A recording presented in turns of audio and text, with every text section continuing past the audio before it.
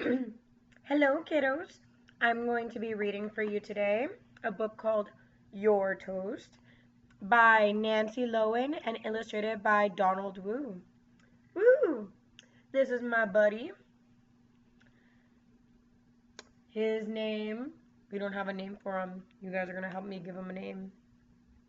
He's a sweetie bug. So get comfy and let's begin. Your Toast and Other Metaphors.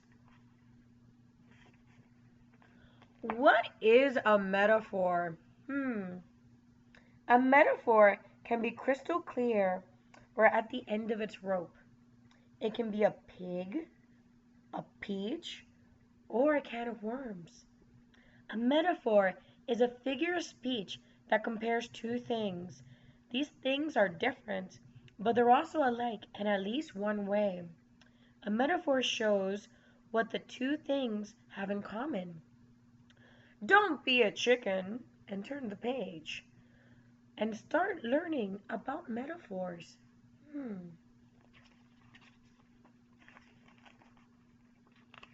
Meet Etta. Etta. Meet Etta's brother, Corey. Aha, the same name as my boyfriend. Meet the last piece of Grandma Greta's heavenly blueberry pie. It's out of this world. Heavenly and out of this world are metaphors. They tell us that Grandma's pie is special. Similes also compare two things, but similes use connecting words such as like or as. Metaphors don't.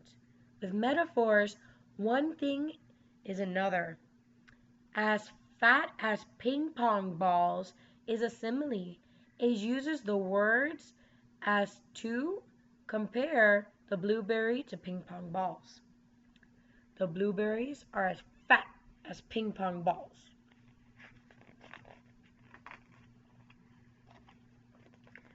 Etta has her eye on that pie. She'd give her right arm for it. So would Corey. Ooh, giving that right arm. Are they going to do it? Are they going to cut off their arm? Let's find out.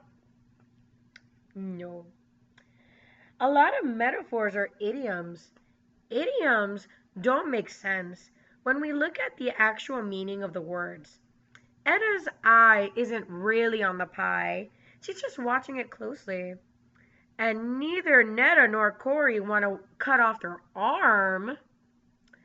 The saying just highlights how much the kids want the pie. Blueberry pie. Just cut it in half, Grandma says. I don't see that happening, says Corey. Idioms are easy to spot, but common words are metaphors too. When Corey uses the word see, he means he doesn't think it's going to happen.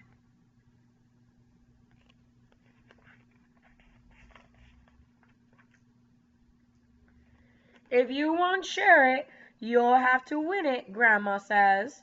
First one to the mailbox and back gets the pie. Corey takes off. Etta is right at his heels.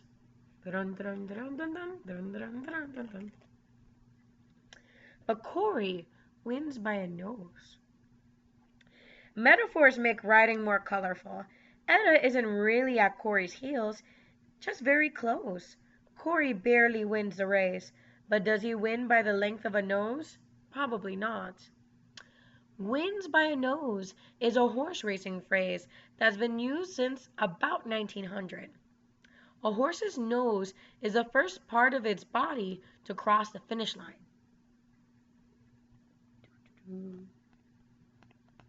So he didn't win by a nose. Okay, Grandma says, I'll spin you around blindfolded 20 times. Whoever falls first loses. Piece of cake, says Etta. Piece of cake is another idiom. Etta is comparing the spinning contest as an easy task. What could be easier than eating a piece of cake?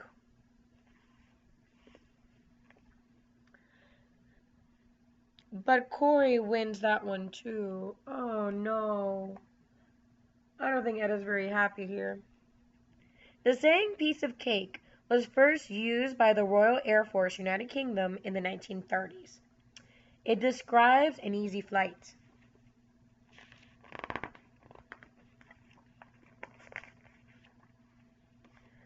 Let's make it 3 out of 5, says Eda.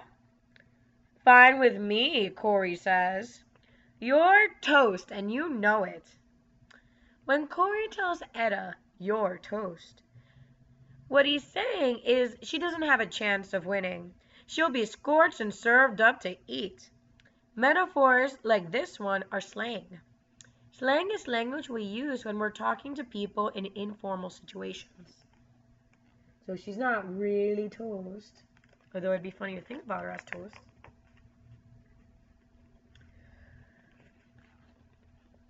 I've hidden a spool of purple thread, Grandma says. Whoever finds it first wins. Corey peeks under a chair. You're cold, Grandma says. Brrr. Oh, look at Corey.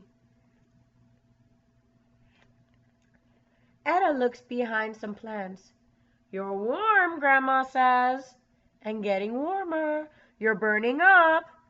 Got it, Eda cries. Here, cold means Corey is far away from the thread. Warm means Eda is close. It's like our solar system. The planets closest to the sun are much hotter than the ones far away.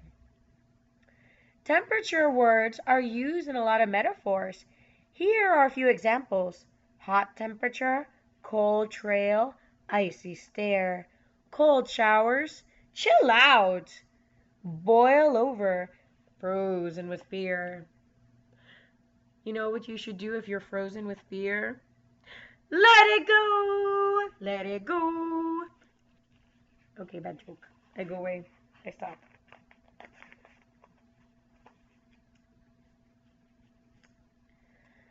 The next contest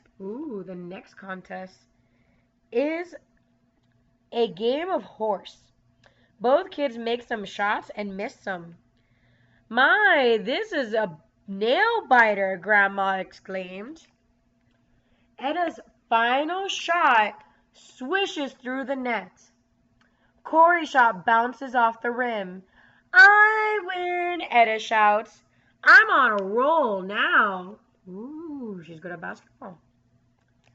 Some people bite their nails when they can't relax. When Grandma calls the game a nail biter, she's excited about the close score. When something is rolling, it's got a lot of energy. It's hard to stop. Eda is sure she's going to win the next game too.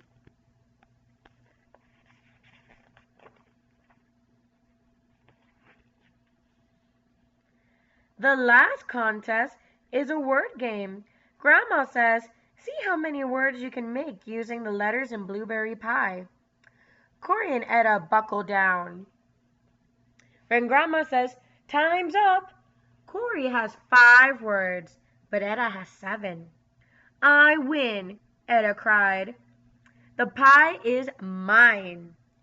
Some metaphors, such as buckle down, are easy to picture.